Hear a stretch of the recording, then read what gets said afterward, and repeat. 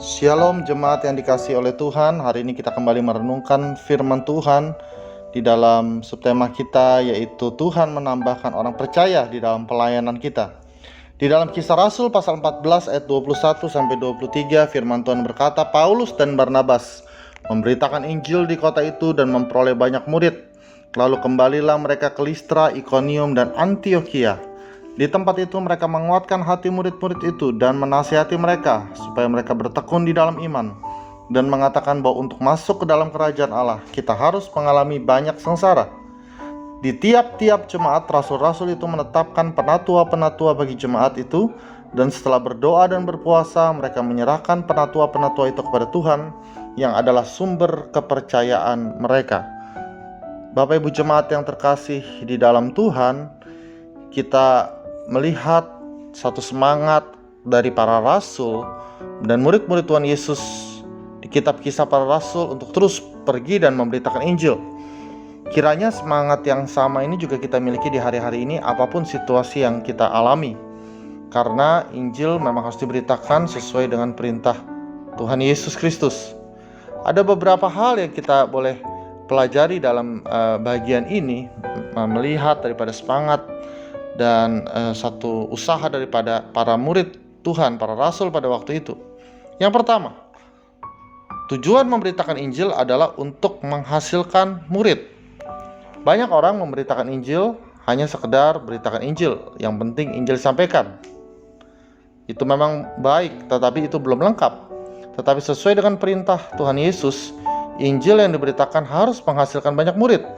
Sama seperti Paulus dan Barnabas waktu memberitakan Injil di kota Antiokhia, maka mereka memperoleh banyak murid.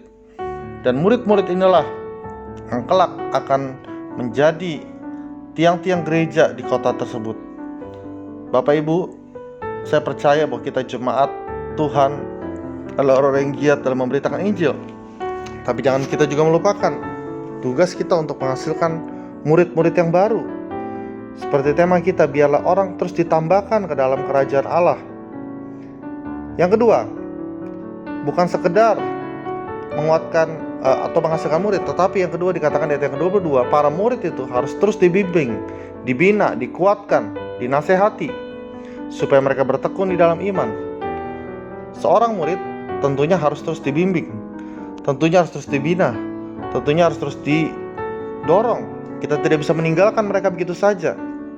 Supaya mereka kuat, dikatakan di sini supaya mereka harus kuat menghadapi berbagai masalah, kesengsaraan yang ada. Di tengah-tengah situasi yang sulit ini kita harus lebih giat memuridkan, sehingga orang-orang dikuatkan, sehingga mereka tidak mundur dari Tuhan dan tetap mengikuti rencana Tuhan.